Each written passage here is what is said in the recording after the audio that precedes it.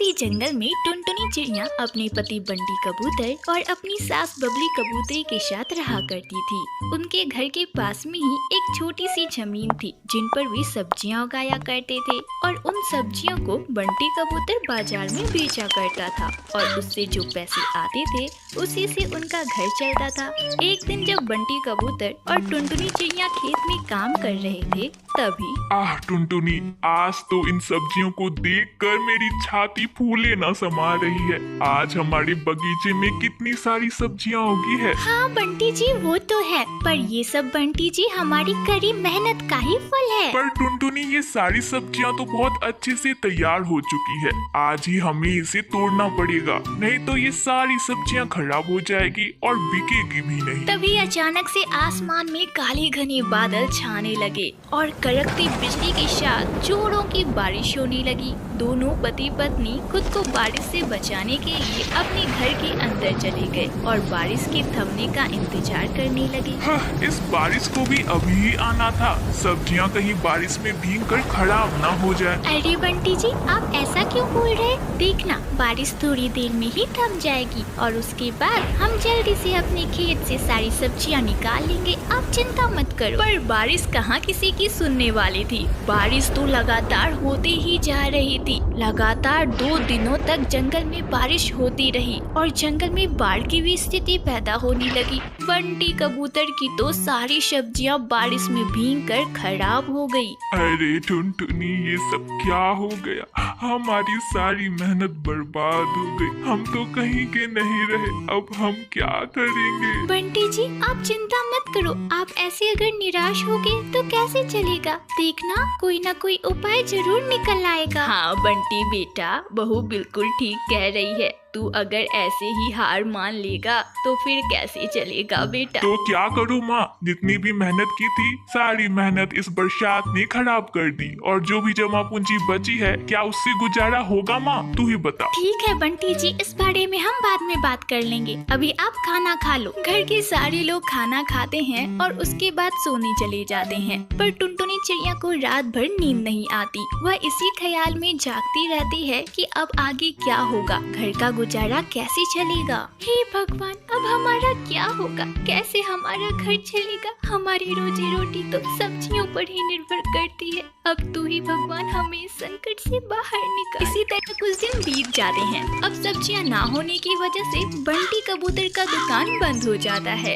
उसका पड़ोसी सब्जी वाला कालू कौवा ये सब देखकर बहुत खुश होता है और बंटी कबूतर से कहता है, अरे बंटी भाई, मैंने तेरे सब्जियों के बारे में सुना, बहुत दुख हुआ भाई। मैं तो बारिश होने से पहले ही अपने इस खेत से सारी सब्जियां निकाल ली थी। वैसे तो अगर बोरा न मानी तो एक बात कहूँ, तू मेरे दुकान से कुछ सब्जियां खरीद ले और उन्हें अपने दुकान में बेच। क्या कहता है? कालू कौवे की बात सुनकर बंटी कबूतर उसे कुछ नहीं कहता और वहाँ से चुपचाप चला जाता है। बंटी कबूतर बहुत दुखी था। इसी तरह कुछ दिन बीत जाते हैं। एक दिन टुनटुनी चिड़िया से मिलने उसकी माँ टूनी चिड़िया उसके घर आती है। तब टुनटुनी चिड़िया अपनी माँ से कहती है, माँ सब कुछ बर्बाद हो गया, मेरी सारी सब्जियां खराब हो गई। बंटी जी भी बहुत दुखी है माँ।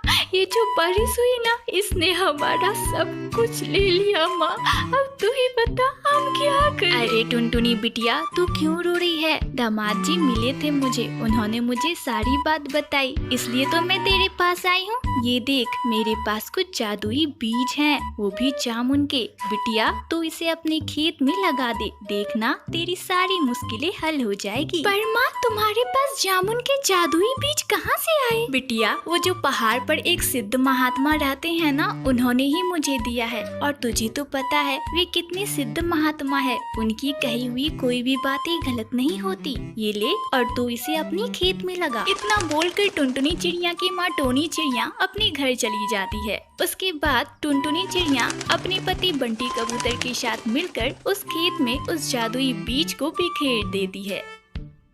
अगले दिन जब बंटी कबूतर और टुनटुनी चिड़िया अपने खेत पर पहुंचते हैं तो उनकी खुशी का ठिकाना नहीं होता। वहाँ एक बहुत बड़ा जामुन का पेड़ उग आता है और सभी पेड़ में बहुत सारे जामुन के फल लगे होते हैं। माँ तू कहाँ है? माँ बाहर आ और देख हमारे खेत में कितनी सारी जामुन के पेड़ हैं और उसमें कितनी सारी जामुन भी लगी हुई है। माँ तू कहाँ है? बाहर आ ना। अरे बेटा क्या हुआ? इतनी सुबह सुबह भला क्यों चिल्ला रहा है? हाय दैया, इतने सारे जामुन के फल। हाँ माँ जी, और ये सब उस जादुई बीज का कमाल है। अब बंटी जी चलिए जल्दी से जामुन तोड़ लेते हैं। सभी मिलकर एक एक करके पेड़ में लगे जामुन के फल को तोड़ने लगते हैं और एक टोकरी में इकट्ठा करते हैं।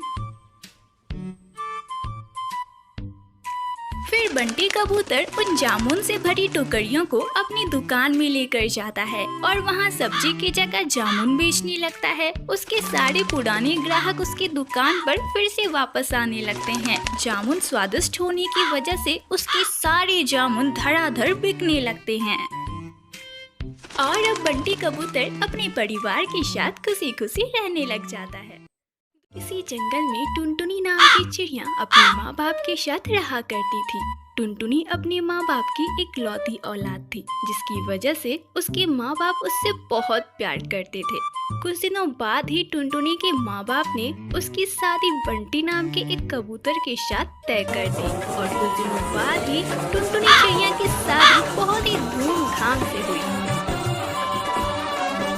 शादी के कुछ महीने बाद ही टुनटुनी चिड़िया गर्भवती होती है और एक बहुत ही प्यारी बेटी को जन्म देती है। हे भगवान, ये बेटी कहाँ से हो गई? मुझे लगा था कि बेटा होगा जो हमारे बुढ़ापे का सहारा बनेगा, पर ये बेटी कहाँ से आ गई? हाँ टुनटुनी, मैंने भी यही सोचा था कि हमें बेटा होगा, पर सारे किए कराए पर पानी फिर गया। भगवान ने हमें यह बेटी दे दी। अरे तुम दोनों ऐसा क्यों बोल रहे हो? अपनी बच्ची को तो देखो कितनी प्यारी है।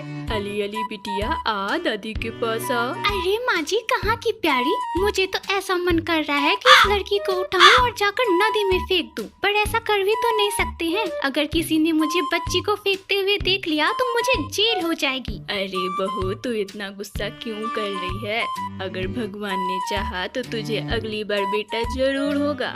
ऐसे ही समय गुजरने लगता है। एक बार फिर टुनटुनी गर्भवती होती है और उसे इस बार लड़का होता है। देखो जी, आखिर हमें लड़का हो ही गया ना। मैं इसे खूब प्यार दूंगी, पढ़ाऊंगी, लिखाऊंगी और अफसर भी बनाऊंगी। हाँ माँ, मैं भी पढ़ूंगी और स्कूल जाऊंगी। चुप कर, बड़ी आई स्कूल जाने वाली। तू पढ़ लिख कर क्या करेगी? एक दिन तो तुझे ससुराल ही जाना है। तू घर के काम काज किया कर। मैं तो अपने बेटे को खूब पढ़ाऊंगी और एक दिन उसे अफसर भी बनाऊंगी। हाँ लेकिन माँ, मैं भी तो तुम्हारी बेटी हूँ। तुम मेरे साथ ऐसा क्यों करती हो? तू मेरी बेटी है बेटी, इसलिए मैं तुझसे घर का सारा काम करवाती हूँ। अब जाकर घर में झाड़ू लगा। मुझे तेरे भाई को खाना भी खिलाना है। माँ, मैं भी खाऊंगी। मुझे भी भूख लगी है। मुझे भी कुछ खाने दे दो ना। मैंने तुझसे बोला ना जाकर घर में झाड़ू लगाने। पहले तेरा भाई खाएगा और वो जो छोड़ेगा वो तू खाएगी, समझी? बेचारी मुनमुन वहाँ से चली जाती है और पूरे घर में झाड़ू लगाने लगती है। ऐसे ही 5 साल बीत जाते हैं।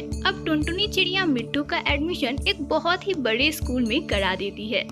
माँ, मैं भी जाऊंगी मिट्टू के साथ पढ़ने। अरे कलमुही, तू अपने भाई पर नजर क्यों लगा रही है? मुझे तुझ पर एक भी पैसा खर्च नहीं करना है। अरे बहू, ऐसे क्यों बोल रही है? बिटिया आ दादी के पास आ, दादी तुझे पढ़ाएगी। तभी वहाँ बंटी कबूतर आ जाता है। टुनटुनी, क्या बात है? क्यों मुनमुन से ऐसे बहस कर रही हो? अजी देखिए ना, तभी से स्कूल जाने की रट लगाई जा रही है।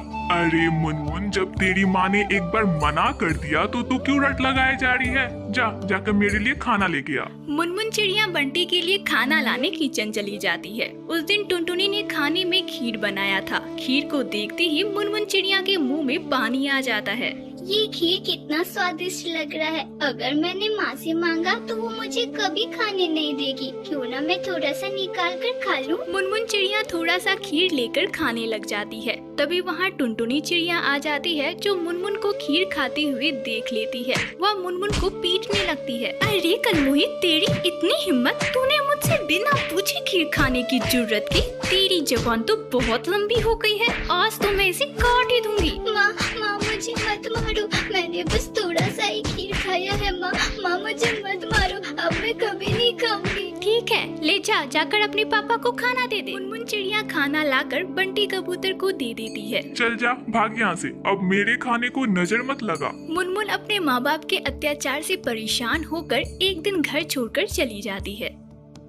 आज तुम दोनों के अत्याचार की वजह से मेरी फूल सी बच्ची घर छोड़ के चली गई। तुम दोनों कैसे माँ बाप हो? टुनटुनी, तुम एक माँ होकर अपनी बच्ची के साथ ऐसा कैसे कर सकती हो? तभी वहाँ टुनटुनी के माँ बाप भी आ जाते हैं। तब बबली कबूतरी मुनमुन के बारे में उन्हें सारी बातें बताती है। तब टुनटुनी की माँ उससे बोलती है, टुनटुनी मेरी बच्ची, ये तूने क्या किया? तू लड़की होकर अपनी खुद की औलाद के साथ ऐसा कैसे कर सकती है?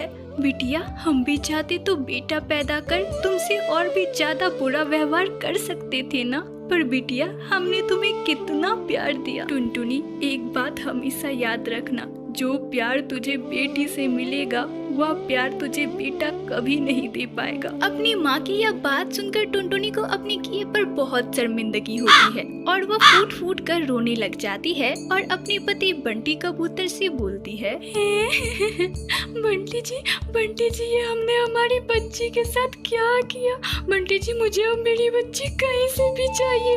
बंटी जी, मुझे आप उसे ढूंढ के ला के दो। बंटी जी, मुझे मेरी बच्ची चाहिए। बंटी कबूतर मुनमुन चिड़िया को ढूंढते ढूंढते नदी के पास पहुंच जाता है, जहां पर वह देखता है कि मुनमुन चिड़िया अकेली बैठी रोई जा रही है। वह मुनमुन चिड़िया के पास जाता है और उससे माफी मांगता है। उसके बाद वह उसे अपने साथ लेकर वापस घर आ जाता है। इस घटना के बाद से टुनटुनी चिड़िया अब कभी भी बेटा और बेटी में भेदभाव नहीं करती और पूरा परिवार एक साथ मिलजुल कर हंसी खुशी रहने लग जाते हैं।